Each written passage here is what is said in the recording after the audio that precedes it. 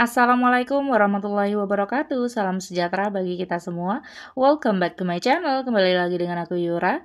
Kali ini aku mau membahas soal P3K SJT lagi untuk formasi guru. Nah, bagi teman-teman yang belum subscribe channel aku, silahkan di-subscribe dahulu agar tidak ketinggalan pembahasan soal yang berkenaan dengan soal-soal P3K. Dan teman-teman yang udah subscribe channel ini nih, aku mau mendoakan semoga lulus tes P3K satu kali tes langsung lulus ya teman-teman. Jadi tidak usah tes-tes lagi dan langsung mendapatkan formasi di sekolah ya teman-teman. Soal nomor 1. Setiap hari Senin diadakannya upacara bendera merah putih agar generasi muda bangsa tidak melupakan jasa pahlawannya yang telah mengorbankan jiwa raga demi kemerdekaan bangsa dan negara. Namun kenyataannya masih ada siswa dan guru yang datang terlambat. Solusi apa yang cocok untuk permasalahan tersebut? A. Antara guru dan siswa sebenarnya salah jika terlambat datang saat upacara, maka sebaiknya ada sanksi pada keduanya. B. Menyusun aturan yang mempertimbangkan sanksi yang menempatkan unsur pendidikan dan penghormatan atas pelakunya. C. Menghukum siswa yang terlambat sesuai tatib dan memberikan pembinaan pada guru agar tidak mengulangi perbuatannya. D. Diberikan sanksi yang sama kepada guru dan siswa yang datang terlambat agar tidak terkesan membeda-bedakan. E. Meminta pulang kepada guru dan siswa yang terlambat dengan mengunci pagar sekolah. Nah teman-teman, kita coret terlebih dahulu yang pasti bukan jawabannya. Jadi opsi E ini bukan jawabannya. Jadi ketika kita meminta pulang, apakah itu adalah solusi terbaik dan apakah mereka tidak akan mengulanginya lagi? Belum tentu ya teman-teman. Lalu juga kita lihat opsi B ini menyusun aturan mempertimbangkan sanksi, namun dengan menempatkan unsur pendidikan dan penghormatan atas pelakunya. Jadi ini kurang tepat juga. Nah, opsi yang A dengan D ini sebenarnya mirip ya teman-teman. Di sini kan guru dan siswa itu sama-sama terlambat datang ke upacara. Berarti kan diberikan sanksi pada keduanya. Opsi yang D ini juga menyatakan bahwa akan memberikan sanksi, namun sanksinya itu sama agar tidak terkesan membeda-bedakan. Jadi kan kalau kita perhatikan A dan D ini memang sama maksudnya ya teman-teman. Dan tidak mungkin itu akan menjadi jawabannya karena seharusnya poinnya sama. Nah, kita lihat opsi yang C di situ, menghukum siswa yang terlambat sesuai tatib dan memberikan pembinaan pada guru agar tidak mengulangi perbuatannya. Nah, di sini ya teman-teman, menghukum siswa yang terlambat sesuai tatib. Jadi tata tertib yang berlaku pada siswa yang terlambat dan tidak mengikuti upacara itu apa? Memang harus ditindak sesuai dengan tatib ya teman-teman. Menghukumnya itu tidak sembarangan juga, tidak terlalu ringan dan tidak terlalu berat. Jadi sesuai dengan apa yang mereka lakukan. Dan untuk guru itu diberi pembinaan agar tidak mengulangi perbuatannya. Nah, di sini ya teman-teman, ini bagus sekali walaupun kelihatannya beda, namun kan sama-sama ada sanksinya. Jadi bagi guru itu kan biasanya ada buku pembinaan. Jadi misalnya kalau sudah parah akan diberikan teguran tertulis atau teguran lisan atau bahkan pemecatan. Jadi berbeda ya teman-teman antara siswa jika melanggar dan guru. Karena kan kalau guru itu kan sudah bekerja pada instansi. Jadi tata tertibnya juga berbeda seperti itu. Nah, silakan teman-teman memberikan pendapat untuk soal nomor 1 ini di sini. Jadi yang paling bagus dan memiliki poin 5 itu adalah opsi C. Silakan teman-teman memberikan pendapat di kolom komentar dan juga jika tidak setuju berikan alasannya ya teman-teman. Jadi tidak hanya tidak setuju saja dengan KJ yang disediakan, namun juga harus memiliki pendapat yang masuk akal. Soal nomor 2, Anda memiliki siswa pintar yang ingin sekali menguasai keterampilan yang menurut Anda belum saatnya dikuasai oleh siswa tersebut. Di sekolah hanya Anda yang dapat melatihnya, namun Anda tidak memiliki waktu luang. Ucapan yang tepat dikatakan pada siswa adalah A. Bahwa siswa sudah saatnya menguasai keterampilan tersebut karena kelebihan otaknya. B. Bahwa siswa belum waktunya menguasai keterampilan itu dan saya sibuk sehingga tidak bisa melatihnya. C. Bahwa siswa itu bisa belajar sendiri untuk menguasai keterampilan itu. D. Bahwa siswa itu bisa belajar dari orang lain untuk menguasai keterampilan itu. Opsi yang E. Bahwa siswa itu memiliki kemampuan yang baik, punya kesempatan menguasai keterampilan itu dan mengatur waktu lagi untuk bisa berlatih dengan saya. Nah, di sini teman-teman memiliki siswa yang pintar sekali. Namun, Anda masih belum memiliki waktu luang untuk melatihnya seperti itu. Jika punya siswa yang memiliki potensi besar seperti ini, tentu kita harus meluangkan waktu untuk melatih ya teman-teman. Namun memang kita memiliki kesibukan lain yang mungkin lebih penting urusannya. Jadi opsi A, bahwa siswa sudah saatnya menguasai keterampilan tersebut karena kelebihan otaknya, bisa saja ya teman-teman, walaupun belum saatnya, namun karena ia memiliki kelebihan, maka bisa dikatakan boleh-boleh saja saat ini menguasai keterampilan tersebut. Namun di sini opsi yang A tidak menunjukkan bahwa Anda ingin membantunya ya teman-teman. Opsi yang B, bahwa siswa belum waktunya menguasai keterampilan itu dan saya sibuk sehingga tidak bisa melatihnya. Nah, di sini kesalahan ada dua, jadi mengatakan belum waktunya menguasai padahal siswa tersebut sudah memiliki kemampuan lebih, yaitu pintar dan punya keinginan. Lalu juga Anda mengatakan bahwa sibuk sehingga tidak bisa melatihnya. Nah, ini kemungkinan memiliki poin yang terkecil, yaitu poin 1. Opsi yang C, bahwa siswa itu bisa belajar sendiri untuk menguasai keterampilan itu. Nah, betul ya teman-teman, tidak harus selalu kepada Anda. Jadi bisa belajar sendiri, belajar mandiri. Namun kan kalau dibimbing dengan orang tepat akan lebih baik ya teman-teman. Jadi opsi C ini masih kurang sempurna juga.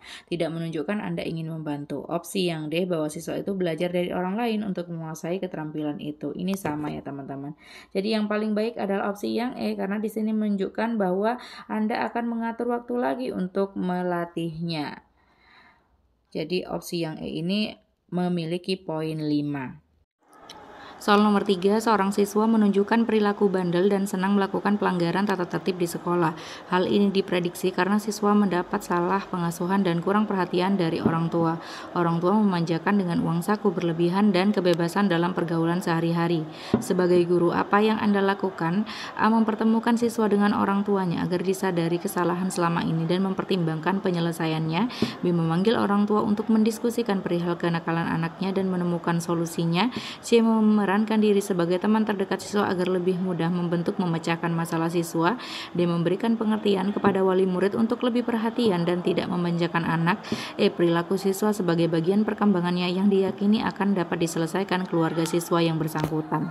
Nah, di sini ya teman-teman, siswanya itu sudah bandel, selalu melanggar tatib seperti itu. Lalu penyebabnya diprediksi, walaupun diprediksi berarti kan ini sudah diperhatikan jauh-jauh hari ya teman-teman, tidak sembarangan juga.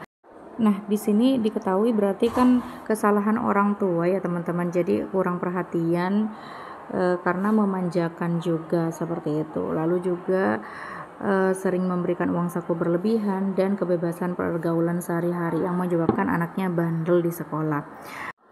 Nah, kita pilih opsi yang tidak mungkin terlebih dahulu. Jadi opsi yang E di sini tidak mungkin ya teman-teman. Jadi perilaku siswa sebagai bagian perkembangannya yang diyakini akan dapat diselesaikan keluarga siswa yang bersangkutan. Jadi seharusnya kita sebagai guru memiliki inisiatif untuk membantu mengkomunikasikan seperti itu. Jadi jangan dibiarkan saja menyelesaikan sendiri masalahnya.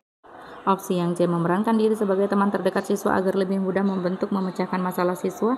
Nah, di sini kurang tepat untuk dilakukan karena diketahui bahwa ini kan hubungannya dengan orang tua. Seharusnya kan komunikasi itu juga melibatkan orang tua. Jadi di sini yang melibatkan orang tua opsi A, B, dan D. Namun mana yang terbaik?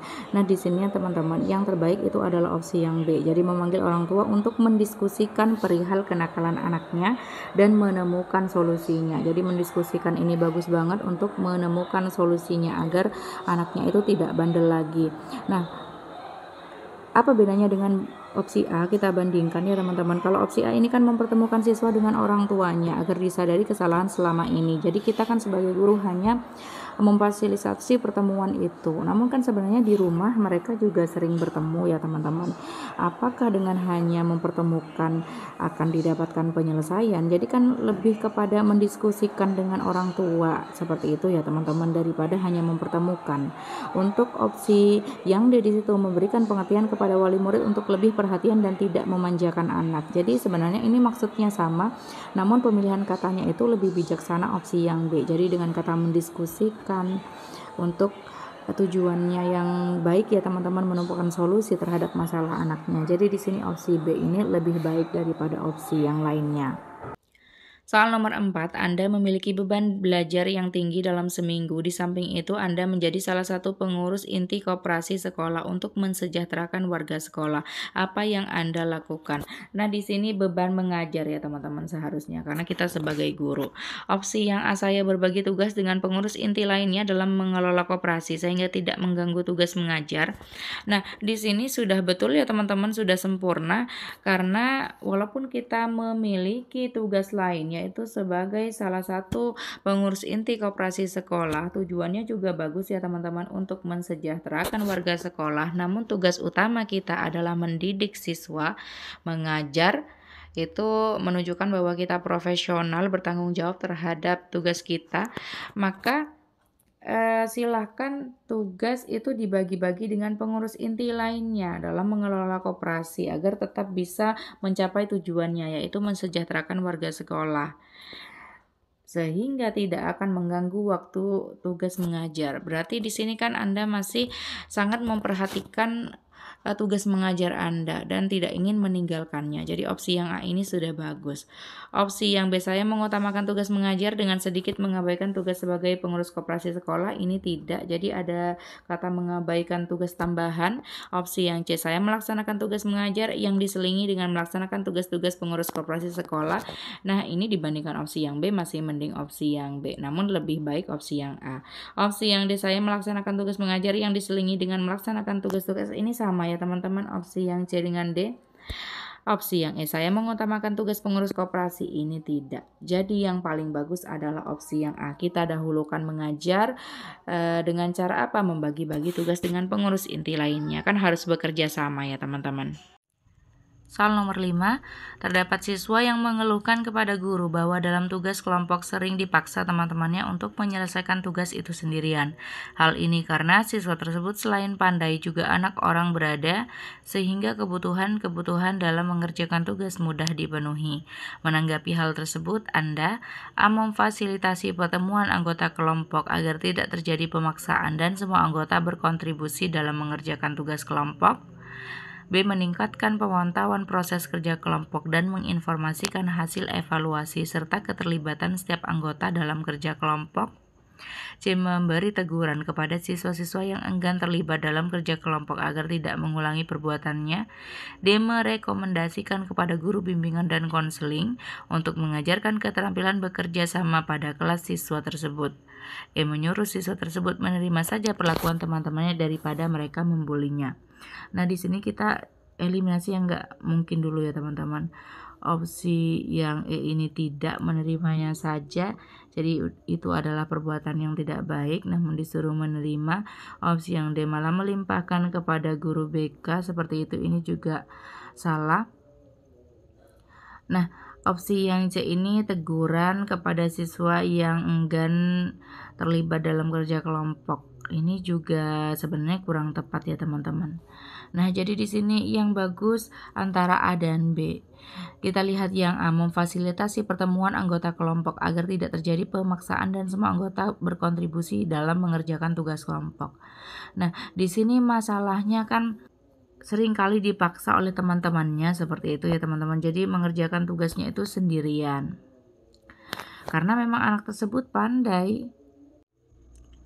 Nah, jadi memfasilitasi pertemuan anggota kelompok agar tidak terjadi pemaksaan dan semua anggota berkontribusi dan mengerjakan kelompok ini bagus ya teman-teman.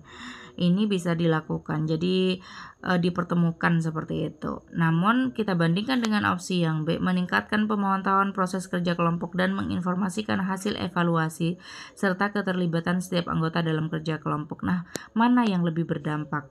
Apakah dengan mempertemukan mereka, lalu misalnya menasehati, menegur, dengan kita melakukan pemantauan proses kerja kelompok ya teman-teman. Lalu selain itu dengan cara menginformasikan hasil evaluasi keterlibatan setiap anggota kelompok. Jadi kalau kita bandingkan opsi yang B ini lebih berdampak ya teman-teman daripada opsi yang A. Jadi kita sebagai guru tidak hanya melakukannya di awal saja. Kalau opsi yang akan di awal saja. Jadi dalam pertemuan itu kita beri nasihat, kita tegur, harapannya akan berkontribusi seperti itu. Dan tidak akan terjadi pemaksaan lagi. Namun kalau opsi yang B ini kan terus-menerus mendampingi ya teman-teman, memantau seperti itu.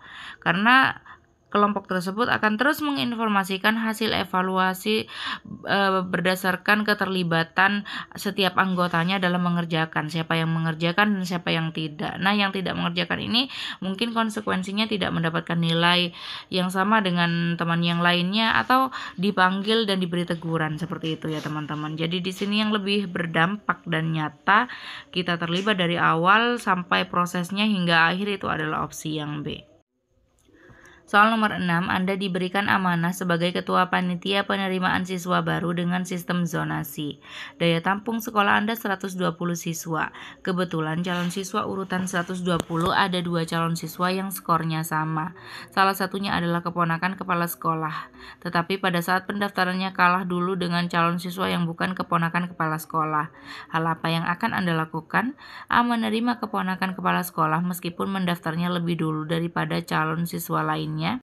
Nah, kalau opsi yang A ini tidak sesuai dengan konteks soal ya teman-teman. Kalau kita terjemahkan, justru keponakan kepala sekolah itu yang kalah cepat mendaftar dibandingkan satu siswa lainnya ya teman-teman. Jadi opsi A ini tidak sesuai. Opsi yang B di sini menerima calon siswa lainnya, yaitu yang bukan keponakan kepala sekolah, karena mendaftarnya lebih dulu untuk menjaga objektivitas.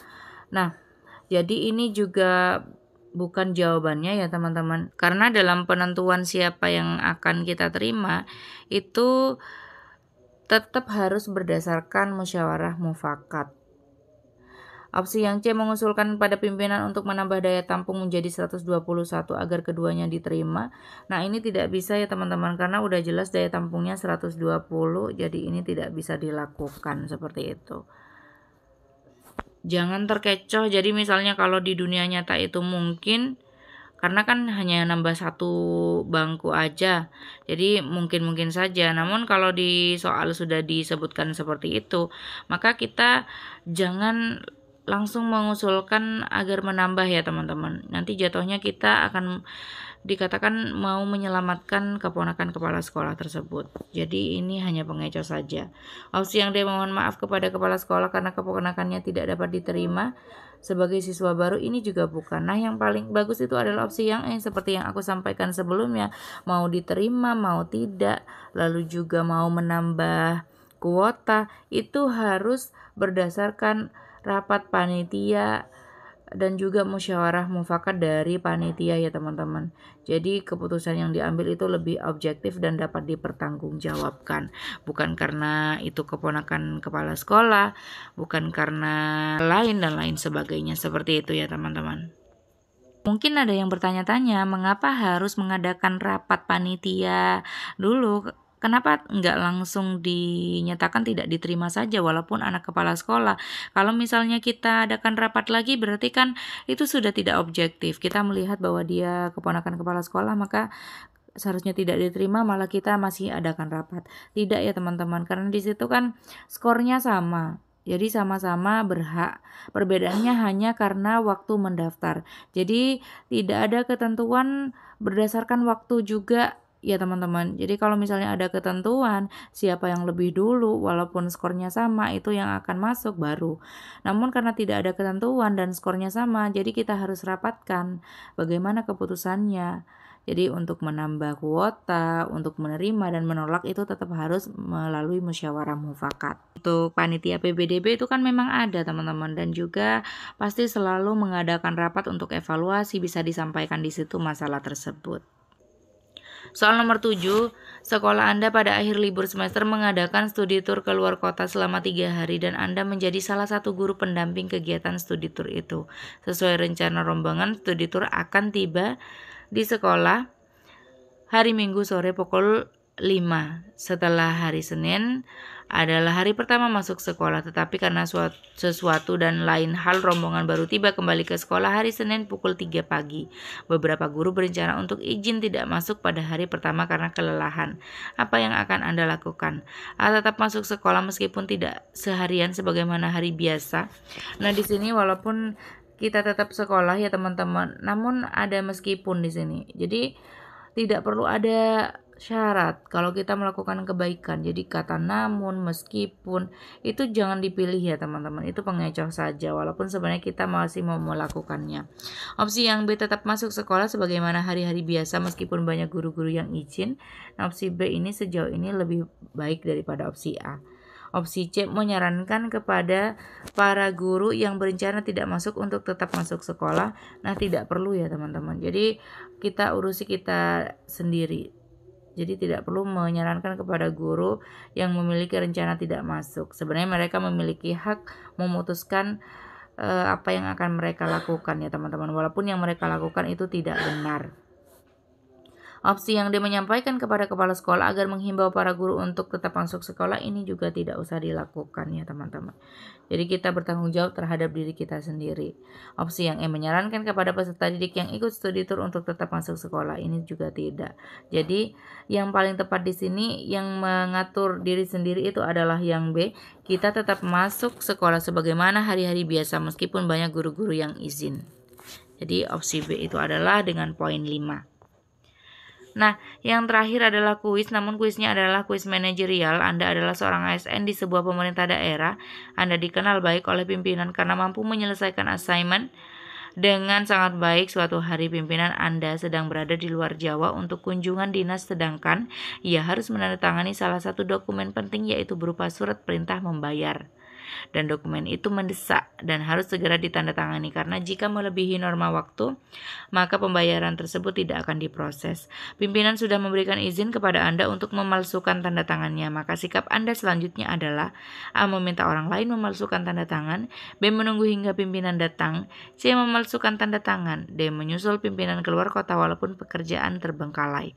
Nah, silakan teman-teman berkontribusi untuk menjawab soal manajerial ini di kolom komentar. Nah, sebelum aku tutup, jadi aku mohon maaf terhadap suara aku yang begini ya teman-teman, karena memang juga kurang enak badan. Semoga tidak mengganggu teman-teman belajar dan tetap bermanfaat bagi semuanya. Sampai di sini ya teman-teman, semoga bermanfaat, semoga lulus tes P3K tahun 2023 bagi formasi khusus dan juga formasi umum. Jangan lupa di like, comment, and subscribe. Wassalamualaikum warahmatullahi wabarakatuh.